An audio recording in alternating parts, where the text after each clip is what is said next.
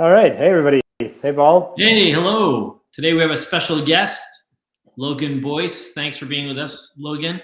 Thanks so much for having me, guys. It's going to be fun. Yeah. Yeah. So once in a while we have a guest of interest. Obviously, Logan has a great real estate business here on the west end of Montreal, and Fab and I wanted to barrage him with a bunch of questions to find out more about, about his business, how he does things, and how the success came about. So, Logan, maybe the first question, if you don't mind, tell us a little bit about you and your business, and then we'll jump into it. Cool. I've held a real estate license now for about 12 years, and we've been running the team for probably 6 years, give or take. And the team model is really something that's extremely interesting to me. I met a guy in Omaha, Nebraska by the name of Jeff Cohn. I've been on his podcast a few times as well. And I saw the business model that he was running there, and I thought, wow, this is really cool. And it's all about helping and building other people's businesses, which is something I really love to do. So I basically, ripped off and duplicated his entire business model, top to bottom, front to back. So I put some Montreal spins on it, though, rest assured. Nice. So I looked at his business model, and that's how it started, 6 or 7 years ago. It's since evolved tremendously. And we've been having a great time since. But my background, I come from actually kind of a mixed background, but theater background as well. So in high school, I was doing a ton of improv, and I credit all of my sales ability to both my parents, because they're both amazing salespeople, but also my drama teacher, Louise Chalmers. She completely made me a great salesperson because she put me in the improv team and made me a captain of the improv team, which taught me leadership. But also improv in general is so important to sales because you never get stuck. Most people, when they're on the phone, where they mess up is they get stuck. They don't know where to go next. They don't know what to say. They don't know what to do. And the ability to think on your feet and to always have something in your back pocket in terms of what to say is, I think, just so important. So I came from that kind of background, which has been so much fun. And then I kind of went into the retail space after that. I worked at corporate Apple for a couple of years. And then I kept running into the same problem. It's, when the corporate world said to zig, I wanted to zag. So I was like, man, I don't like working for the man. You know what I mean? I wanted to, every single time they had a system, I was like, I could do this better, I think. So me and the corporate world didn't gel very well. I wasn't very good at working for the man. So that's when I got my real estate license, and it's been awesome. I've been coached by some amazing people over the years. I now coach other realtors across the country, across the United States. I coach team leaders to help them grow their team. My team now has 15 agents in it. We're probably going to do close to 220 transactions this year. We're rocking and rolling, man. It's so much fun. We love our new office space. It's great. Yeah, it is. I got to say, it's a great office space. Yeah, I love it. Having Paul here is amazing too. He brings great energy. Everyone's always excited to see him. It's awesome. But yeah, that's a little bit about me, a little bit about my business, and I'm sure we're going to drill down into the nitty gritty of the sales and marketing. So I'm ready. Just to know, is it commercial real estate or residential or both? So I hold both licenses. I can do both, but I have to tell you, our business, when I say the 200 transactions, probably 95% of that is residential. It's rare that we'll take on commercial real estate because most of my background is in residential real estate, and most of what I can teach is residential real estate, and that's what I'm best at. Oh, good. So there's one thing you said that I find very interesting, Logan. You said, I wanted to zag when they were zigging, and we do things slightly differently. So what is it about your business that you think makes it different and has brought you the success that you've had so far? Well, and it's kind of like a two-part answer here. And I'll tell you, a lot of people especially in Quebec, I find, they look at the team business model for real estate, and they think, oh, it's not a good idea for whatever reason. And the problem is, people want to do the team business model, but they don't know how to execute it at a level that's beneficial to the team members. It's only beneficial to the team leaders. And that's just a huge problem. So people, we have to encounter that all the time of people have gone on teams and have gotten screwed over or whatever. And so it sours them on the idea. So we constantly have to work past that. But the main thing is like our entire mantra when I meet with agents is I tell them, my goal is to have you work less and make more. And if I'm not following through on that in a year's time, we're going to have a sit down and we're going to make sure we make the adjustments to make that happen. So the difference between what we do and let's say what a standard brokerage does is we'll give them leads. So we use online marketing tools and we have a great CRM and it just drops leads into their account constantly. So they'll get between 20 and 50 leads a month, depending on the month and depending on whether they raise their hand and say, hey, I want more. Because if somebody raises their hand and says, I want more, I'm giving them more for sure. But that's something that brokerages don't do. We do weekly trainings. That's something that brokerages tell you that they'll do, but often don't follow through. And we have a full-time administrator. So somebody who's there to make sure that if they need anything office-wise, they're going to get it. Paperwork, putting the houses on the MLS, communicating with the notary, all of that stuff is taken care of for them. Then that's something that would normally cost a standalone agent, 40 to 60,000, whatever the salary is. So it's kind of like we're all pooling our resources to do that. And our splits are super competitive. Very cool. Sounds great. You talked about marketing and Fab. I'll let you ask the question, but obviously your use of marketing, social media, and your approach to generate leads is something of great interest for us to talk about. Yeah. So I guess high level, how do you approach marketing? You say you generate leads, 15 to 20 leads a week, you were saying a month? Yeah. Per rep. So that's good. Yeah, per agent. So like we schedule the leads. So we had a problem where we'd love to just have every single day leads coming in, but we have a rule that every single day needs to be assigned to an agent or broker, whatever you want to call it. I don't know if there's people from the States listening. If there are, it's agent. If you're from Quebec, it's broker. But gotcha.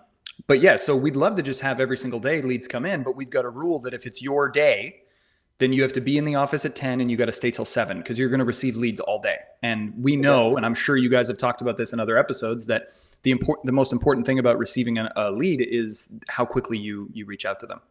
Right. Yes. So, yeah. Yeah. So how are you driving those leads then? So we've got various campaigns, but basically we're doing Facebook ads and, it's the lead form that pops up. Mm-hmm. And we're building audiences off of websites that we own as well. So like westislandforeclosures.ca is one of the websites that we have. So you can go there and it'll ask you all these questions or like, hey, are you interested in this kind of thing? Because, we do a lot of off-market, advertisements. Mm-hmm. So we do actually have a tremendous amount of what we call pocket listings. Right. So it's not total BS when they're signing up to receive information for these foreclosures or distressed properties because we do actually have them. But the chances of us having exactly what that person is looking for is like almost never. Like right. one in 10,000 is the right. actual odds of that. Wow. So we either drive the traffic to that website or on a Facebook ad, and then we use Zapier to put that lead from Facebook ads right into Follow Up Boss, which is our CRM. Okay. Yeah. Wow. Interesting. So it seems to be a good marketing strategy. Well, if it generates that many leads a day, it's great, right? Do your agents have to do any prospecting themselves, or is it mostly through the lead generation that you supply? Well, they can if they want to. I find usually the agents who are starting out, who are a little bit younger in the business, they'll have to. Because right. it's not enough. Because you're only only 2 or 3 out of 100 of the leads that I provide will close within 3 months. Okay. Right. So that's not enough to eat for most people. But we talk about when I'm talking about lead sources with my agents, I'm talking about buckets. So we've got advertisement. So I handle that by doing all my online advertisements and I give them leads. So that's one bucket. The other bucket is active prospecting. So calling for sell by owners, calling expired listings, just active, pick up the phone, dial, get told to fly a kite 100 times and 101st time you're going to get the yes, you're going to go sign the listing. Right. But, and then further to that, it's just their personal sphere. Yeah. So the guy who cuts their hair, the guy who mows their lawn, the gal who does their accounting or whatever, just networking with those people and getting the referrals, because those are the easiest businesses to. Yeah. Or Benjamin, who just asked me if I wanted to sell my house. Yeah, there you go. Exactly. See, he's always prospecting. You love it. I love it. And so, question, and maybe I didn't understand, and obviously I don't know much about the real estate space, so maybe it's a silly question, but so you're saying, like, for example, on the foreclosure site, there's a 1 in 10,000 chance that you have what they're looking for. So what do you do kind of between when they become a lead, quote unquote, and if you don't have what they're looking for, which is most of the time, what happens afterwards? Well, we isolate what it is that they're looking for. We don't want to do that too much over the phone, because we want to get them in the office. Okay. So we can, I'll usually just say, hey, listen, I'll give you the script that we use. It's say, hey, it's Logan. I'm calling with Montreal's Elite Real Estate Group. And I'm calling because you requested some information on, great deals in the West Island for real estate. Mm-hmm. So do you have a couple minutes? Because I just want to isolate exactly what you're looking for. I don't want to send you a list of 10,000 properties that you don't even want to look at. They're like, okay, sure. So we run through kind of what they're looking for. And at some point I'll say, well, listen, this is great. We're getting closer to building a list that makes sense. I can tell that you're serious, and I want to have you in the office so I can walk you through the entire purchasing process. Mm-hmm. Because a lot of times the people that are signing up, they're so in their infancy of buying, and it's 9 times out of 10 it's the first time that they're buying.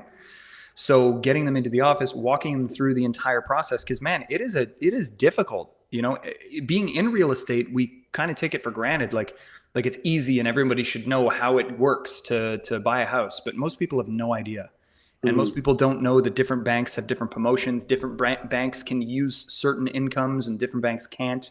So getting them into the office is so important too, because there's so many studies that show that they're going to work with the first realtor that they sit down and meet and the first realtor that they shake hands with. Really? So getting them into the office. Yeah. That's interesting. So I have a question. And how much of your business do you think comes from any type of lead, and how much comes from good old prospecting, if you had to average it out? I actually could give you an exact answer. So our business right now is 10% active prospecting, 20% online leads, and 70% sphere. Okay. That's like a global average. Each individual agent will have different numbers, of course, but that's kind of the general average. And that's just because a lot of agents run their business primarily on their sphere. Okay. So they'll that's just how they work. And it's objectively, it's the easiest, but it's hard to build your business to a point where it can survive solely on people referring you business. Because that's scary, man. You have no idea where your next deal is coming from. Yeah, exactly. That was my next question. I'm here and I hear you do the sales trainings, and I leave my door open when you do it because I find it very interesting. Obviously, it's my world. What would you say? Because what I've noticed in a lot of businesses I'm doing, like the actual sale is getting the client to do business with you. So, am I wrong to say that in real estate it's the same thing? What you're really, the time you're selling the most is when you're convincing the client to do business with you. It's not when you're selling the house. No, we don't sell houses. Yeah. Realtors do not sell houses, like, ever. We present houses in the best way possible, but the sales job that we have is, like you said, convincing them to not necessarily just do business with us. It's convincing them to sit down and meet with us. Yeah. Mm-hmm. Okay. And most of the time they know what that means. You know what I mean? Yeah. Like we're going for dinner and a movie, something's going to happen after. I don't know what it is, but something's happening after, you know what I mean? Right. So when they grant us that meeting, there's a super high chance that we close it.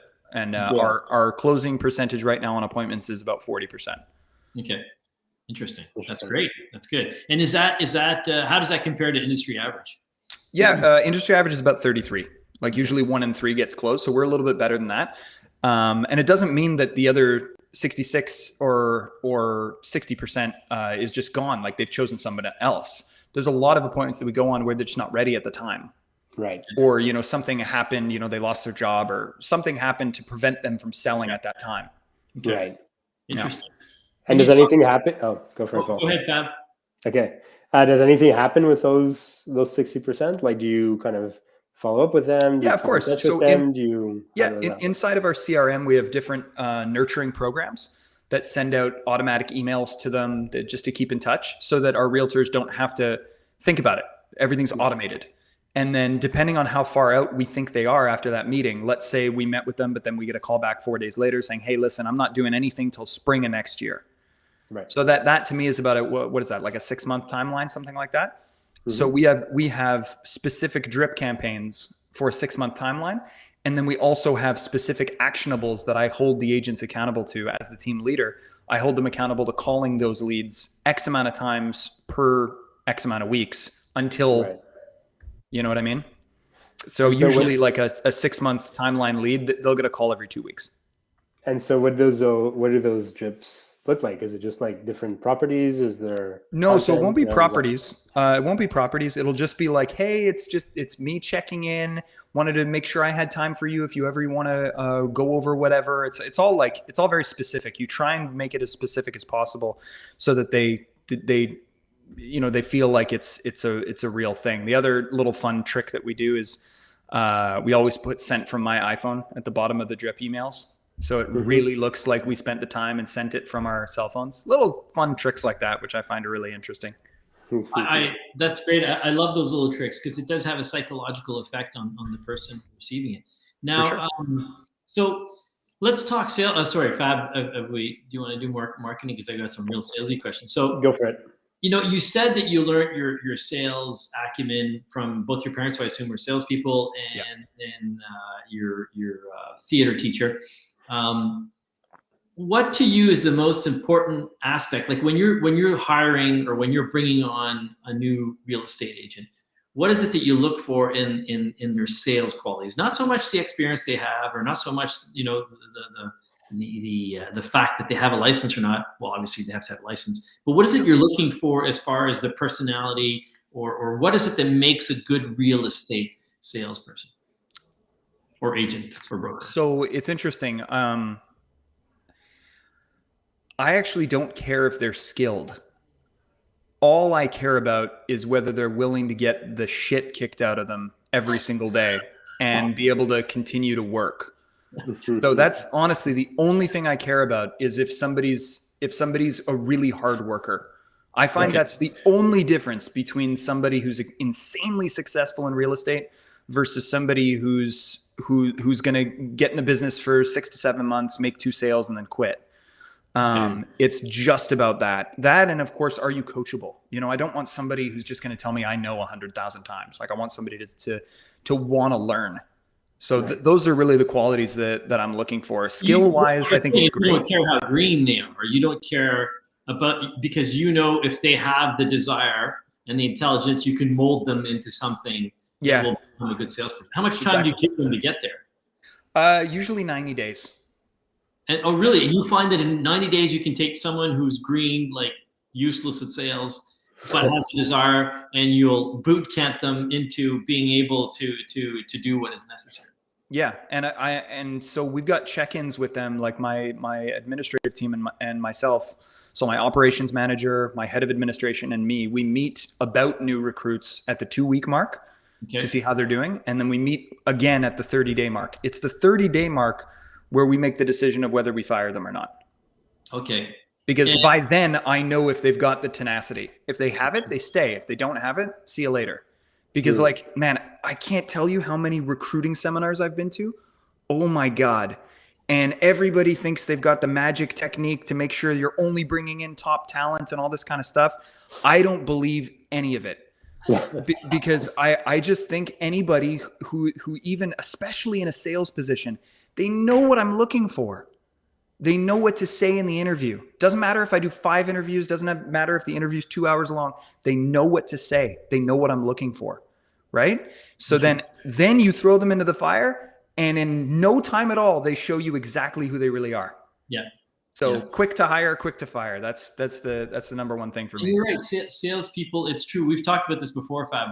One thing that salespeople are really, even poor salespeople, are really good at are interviews. Because they interview all day and they're good at selling themselves. But I would agree with you that tenacity, desire, you need some intelligence, right? You have to be able to capture what you need to say and whatnot. So that's interesting. Now, you know, a lot of what I do when I work with my clients is consultative sales. How important is it to be consultative, to be very asking good questions and open questions to really close that deal? Or is it really about, hey, we bring them in, we have this magic sauce, they come in, they see the office, they love it, they want to deal with us? Or is there some form of persuasion that goes on through consultative selling? Big time. Oh yeah, huge. So like different scripts that we have, different lead sources that we have, of course, are going to dictate different scripts. But it's funny, we've got somebody in the other room being trained right now. And it was funny. She was like, hey, a lot of the scripts are the same. And I'm like, yeah, they are. Because the only thing that's different is the opener. The questions are all the same. Because all we're trying to do is get them to open up. We're trying to get them to get into the yes mindset. And also just to give us as much information as possible so that we can use that information to get them to where they want to go, which is to get their house sold. But yeah, no, there's no magic sauce. Like you have to get them, we have to ask the right questions to be able to get them to grant us the appointment. Yeah. It's interesting. And, you know, in a lot of businesses, asking the right questions is asking an open-ended question and finding out what the person answers. Would you say that applies to, it's a very similar type of 100%. So one of my favorite coaches that I had was with the Mike Ferry organization. So their entire business model on how to get business in real estate is pick up the phone, make calls. That's all they taught me, which is amazing. You know, it really, really helped.